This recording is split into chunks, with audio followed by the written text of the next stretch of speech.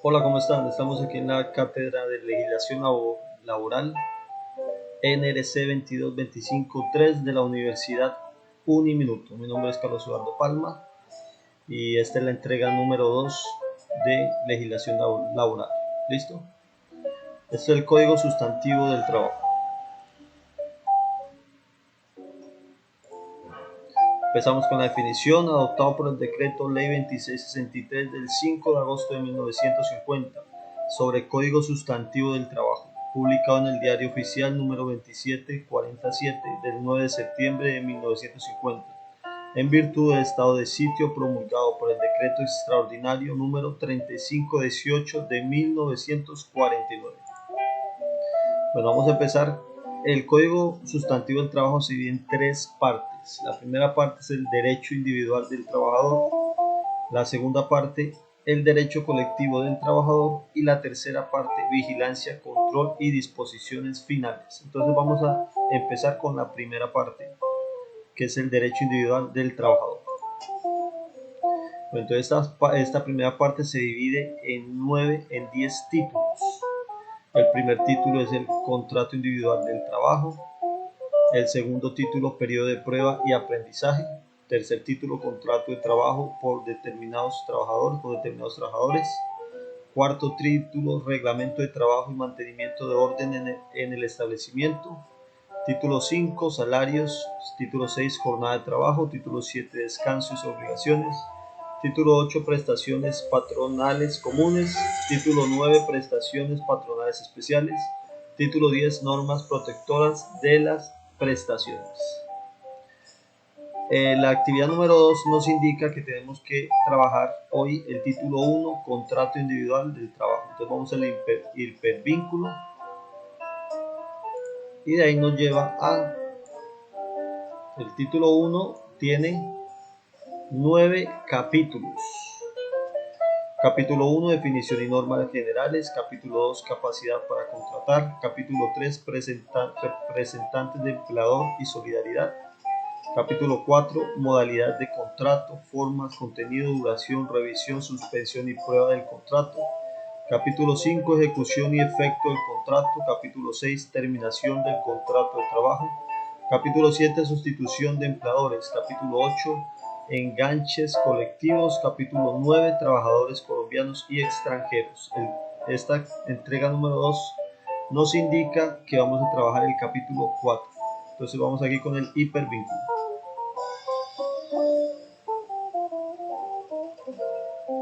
Bueno, el capítulo 4 se divide en estos artículos. Artículos del 37 al 54. Entonces vamos a empezar con el artículo 37.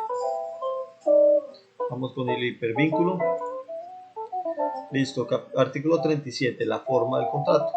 Entonces, artículo 38, contrato verbal. Y artículo 39, contrato escrito.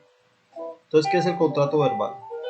Según el código, el contrato de trabajo escrito se extiende en tantos ejemplares cuando sean los interesados, destinándose uno para cada uno de ellos. Está exento de impuestos de papel sellado y de timbre nacional y debe contener necesariamente, fuera de las cláusulas que las partes acuerden libremente, las siguientes: la identificación y domicilio de las partes, el lugar y la fecha de su celebración, el lugar en donde se haya contratado el trabajador y en donde haya de presentar el servicio, la naturaleza del trabajo, la cuantía de la remuneración, su forma y periodo de pago, la estimación de su valor, en caso de que haya suministro de habitación y alimentación como parte del salario, y la oración del contrato. Su desahucio y terminación. ¿Listo? Artículo 39, contrato escrito. Entonces, modificado por el artículo 1, decreto de 67. El verdadero es este. Cuando el contrato sea verbal, el empleador y el trabajador deben ponerse de acuerdo al menos acerca de los siguientes puntos. Bueno, aquí está al revés. El escrito es este y el verbal es el que está aquí arriba. Hubo un error, pero bueno, los errores hay que identificarlos. Entonces el escrito nos dice, el verbal nos dice la índole del trabajo y el sitio en donde ha de realizarse, la cuantía y forma de la remuneración, ya sea por unidad de tiempo, por obra ejecutada, por tarea a destajo u otra cualquiera, y los periodos que regulen su pago. Y 3. La duración del contrato. Nos vamos para la página anterior. Entonces nos vamos ahora con el artículo 40, el carnet. Listo, el carnet, artículo 40. Entonces aquí nos dice, 1. El Ministerio de Trabajo puede prescribir como obligatorio en las empresas que juzgue conveniente el empleo de un carnet o libreta que deba expedir al empleador a sus trabajadores al formalizar el contrato, según modelo que promulgara el mismo ministerio, en el cual deben hacerse constar únicamente los nombres de las partes, la fecha de ingreso al trabajo, las sucesivas actividades u oficios que desempeñe el trabajador y las correspondientes remuneraciones. 2. Este documento puede aducirse como prueba de contrato y de sus condiciones. Nos devolvemos. Vamos al artículo 42 del capítulo 4. Certificación del contrato. Vamos al hipervínculo. Cuando se ocupen menos de 5 trabajadores y no se haya celebrado contrato escrito, los empleadores, a solicitud de los trabajadores, bien directamente o por conducto de las autoridades administrativas del trabajo, deben expedir una certificación del contrato en donde hagan constar por lo menos nombre de los contratantes, fecha inicial de la prestación de servicio, naturaleza del contrato y su duración. Si el empleador lo exige al pie de la certificación, se hará constar la declaración de conformidad del trabajador o de sus observaciones. Devolvámonos. Artículo 43. Cláusulas ineficientes. Bueno, en los contratos de trabajo no producen ningún efecto las estipulaciones o condiciones que desmejoren la situación del trabajador en relación con lo que establezca la legislación del trabajo, los respectivos fallos arbitrales, pactos, convenciones colectivas y reglamentos de trabajo, y las que sean ilícitas o ilegales por cualquier aspecto, pero a pesar de la ineficiencia de esas estipulaciones, todo trabajo ejecutado en virtud de ellas que constituya por sí mismo una actividad lícita, da derecho a trabajar al trabajador para reclamar el pago de su salario y prestación legales por el tiempo que haya durado el servicio hasta que esta ineficacia se haya reconocido o declarado judicialmente. Nos vamos a la página anterior, artículo 44, cláusula de no concurrencia. Bueno, la estipulación por medio de la cual un trabajador se obliga a no trabajar en determinada actividad o a no prestar su servicio a los competidores de su empleador una vez concluido su contrato de trabajo no produce efecto alguno. Sin embargo, es válida esta estipulación hasta por un año cuando se trate de trabajadores técnicos industriales o agrícolas, en cuyo caso deben pactarse por el periodo de abstención una indemnización que en ningún caso puede ser inferior a la mitad del salario. Nos devolvemos. Me devolví mucho. Bueno, artículo 45. Duración. Entonces, el artículo 45, duración, existe aquí. El contrato de trabajo puede celebrarse por tiempo determinado, por el tiempo que dure la realización de una obra o labor determinada, por tiempo indefinido o para ejecutar un trabajo ocasional, accidental o transitorio. Entonces el artículo 46 dice contrato a término fijo. El contrato de trabajo a término fijo debe constar siempre por escrito y su duración no puede ser superior a 3 años, pero es renovable indefinidamente. Bueno, 1.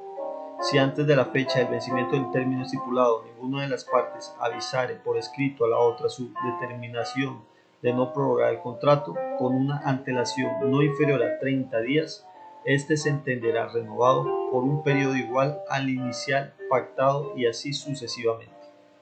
2. No obstante, si el término fijo es inferior a un año, únicamente podrá prorrogarse sucesivamente el contrato hasta por 3 periodos iguales o inferiores, al cabo de los cuales el término de renovación no podrá ser inferior a un año, y así sucesivamente. Vamos al artículo 47, duración indefinida. 1. El contrato de trabajo no estipula a término fijo o cuya duración no esté determinada por la de obra o naturaleza de la labor contratada, o no se refiere a un trabajo ocasional y transitorio, será contrato a término indefinido. 2. El contrato a término indefinido tendrá vigencia mientras subsistan las causas que le dieron origen y la materia del trabajo. Con todo, el trabajador podrá darlo por terminado mediante aviso escrito por antelación no inferior a 30 días para que el patrono lo reemplace en caso de no dar aviso oportunamente o de cumplirlo solo parcialmente. Se aplicará lo dispuesto del artículo 8, numeral 7 para todo el tiempo o para el lapso dejado de cumplimiento. Nos vamos a la página anterior. Listo, vamos para el artículo 48, cláusula de reserva. Entonces, en los contratos de duración, cláusula de reserva, en los contratos de duración indeterminados o sin fijación de término, las partes pueden reservarse la facultad de darlos por términos en cualquier tiempo mediante preaviso o desahucio notificado por escrito a otra parte, con un término de inferior a 45 días previos, cancelación de todas las deudas, prestaciones o indemnizaciones a que haya lugar. El patrono puede prescindir del preaviso pagando los salarios correspondientes a 45 días. La reserva de que se trata solo es válida cuando se consigne por escrito todo el contrato de trabajo. Artículo 49, próloga. Entonces aquí en próloga, nos vamos aquí a lo que dice próloga. Artículo 49, próloga.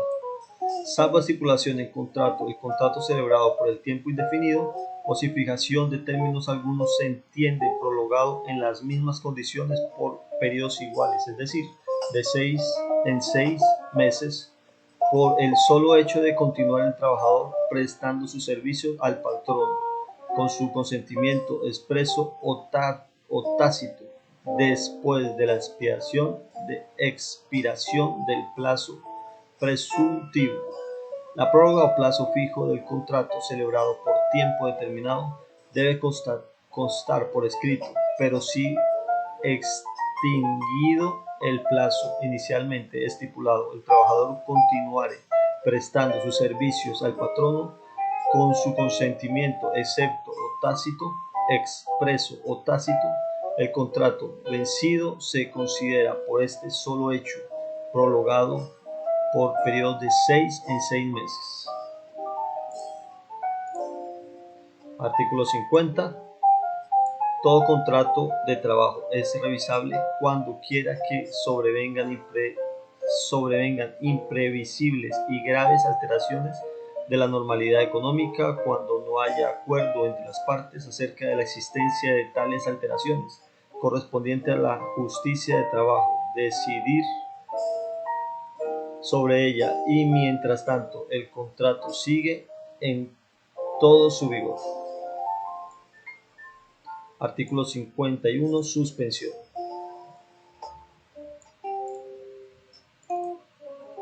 Bueno, artículo 51. Suspensión. Aquí hay 7 causales para suspender un contrato. Entonces el contrato de trabajo se suspende. Y vamos a parar el video aquí.